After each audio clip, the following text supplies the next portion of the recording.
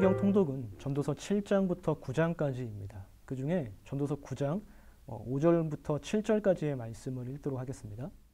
산자들은 죽을 줄을 알되 죽은 자들은 아무것도 모르며 그들이 다시는 상을 받지 못하는 것은 그들의 이름이 잊어버린 바 됨이니라. 그들의 사랑과 미움과 시기도 없어진 지 오래이니 해 아래에서 행하는 모든 일 중에서 그들에게 돌아갈 몫은 영원히 없느니라. 너는 가서 기쁨으로 내 음식물을 먹고 즐거운 마음으로 내 포도주를 마실지어다.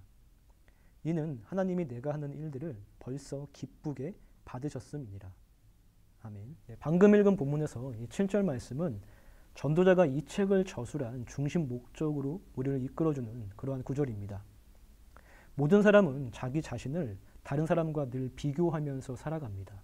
그리고 다른 사람이 가진 것을 나는 갖지 못했을 때 왠지는 잘 모르겠는데 뒤처진 것 같아서 불안해하고 심지어 거기에서 부끄러움까지 느끼기도 합니다.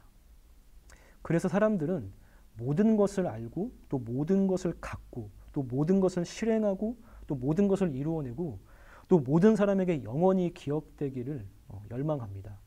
마치 우리 자신이 하나님과 같을 수 있다고 하나님처럼 되려고 하는 것이기도 합니다. 하지만 오늘 누리는 이 삶을 내일도 누릴 수 있을 것이라고 그 누가 확신할 수 있겠습니까? 극단적인 얘기긴 하지만 갑자기 건물이 무너지거나 차가 덮치는 사고를 당할 수도 있습니다. 실제로 이런 일들이 많이 있죠. 만일 내일 당장 이러한 일이 있을 것이라고 하는 것을 알게 된다면 우리는 오늘을 어떻게 사는 것이 지혜로운 삶을 사는 것일까요? 이것이 전도자의 요점입니다. 지금 우리가 누리는 삶은 하나님으로부터 주어진 선물이다. 우리는 이 삶을 잠시 누릴 것이지만 어느 날 인생의 주인이신 하나님께서 종료 시간을 알리고 다시 가져가실 것이다. 그러니 오늘이라고 하는 이 날과 이 날을 살아가기 위해 베풀어진 하나님의 선물을 감사함으로 누려라 라고 말하는 것입니다. 9장에서 전도자는 마치 우리가 신이 돼서 삶을 통제할 수 있고 또 운명을 결정할 수 있다라고 하는 환상을 무참히 깨트려줍니다. 왜냐하면 우리 인생은 많은 부분에서 불확실하기 때문입니다. 11절 말씀도 보시면 우리 인생에 많은 변수가 있다라고 하는 것을 몇 가지 예를 들어서 말해주고 있습니다. 빠른 경주자들이라고 선착하는 것이 아니며 용사들이라고 전쟁에 승리하는 것이 아니며 지혜자들이라고 음식물을 얻는 것도 아니며 명철자들이라고 재물을 얻는 것도 아니며 지식인들이라고 은총을 입는 것이 아니니 이렇듯 우리는 미래를 알지 못합니다. 내가 이 일의 결과를 보장할 수 없습니다. 우리 인생은 불확실한 것들 투성이로 가득 차 있습니다.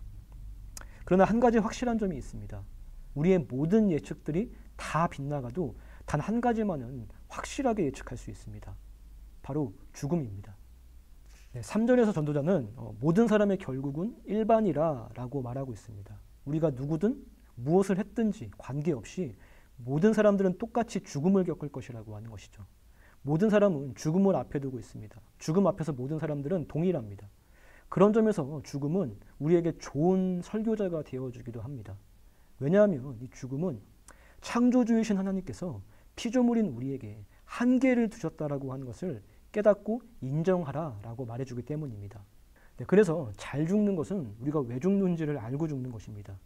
죽음이 단지 우연히 일어나는 일이 아니라 내가 죄인이기 때문에 죄를 짓는 나 자신이 스스로 죽음을 야기한다라고 하는 그 사실을 깨닫는 것입니다.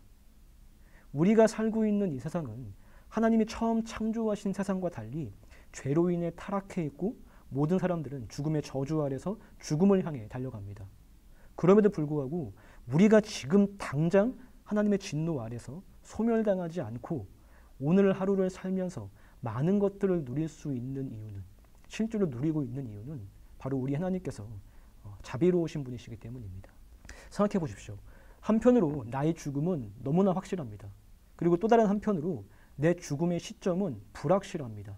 그렇다면 이 사이에서 우리의 삶은 어떤 모습이어야 하겠습니까? 내가 이 세상에서 소유한 모든 것을 언제든지 놓을 수 있다라고 하는 것을 인정하고 깨닫고 살아가는 것입니다.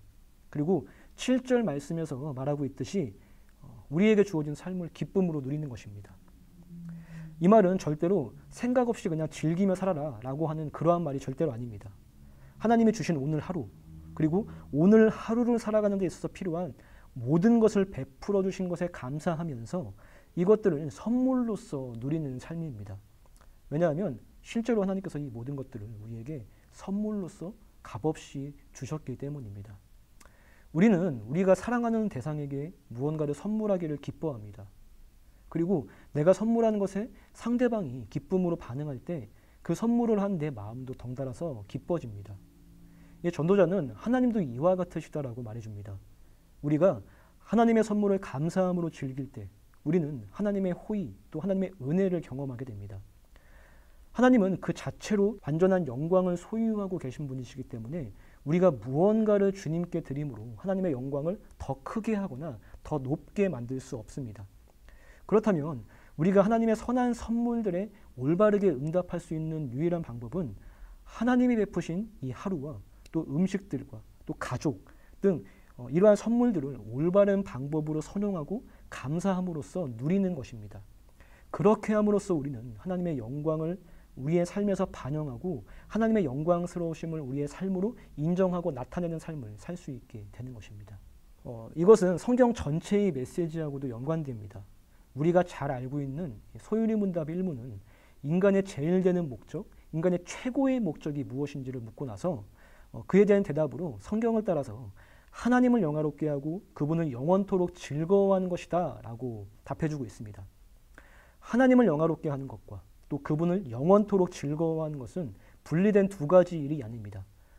하나님께 영광을 돌린다라고 하면서 내가 이것을 우리의 삶에서 즐거워하지 않는다면 반대로 내 즐거움 가운데 하나님의 영광과 관련이 없는 즐거움을 누리고 있다면 이것은 하나님이 인간을 창조하신 목적을 온전히 따르는 것이 될 수가 없습니다.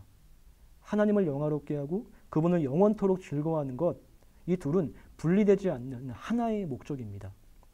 하나님을 영화롭게 하는 일은 우리로 하나님 안에서 영원토록 즐거워하게 해줍니다. 바꿔서 말하면 우리가 하나님을 최고로 즐거워할 때 하나님은 우리 안에서 최고로 영광을 받으신다라고 하는 말입니다.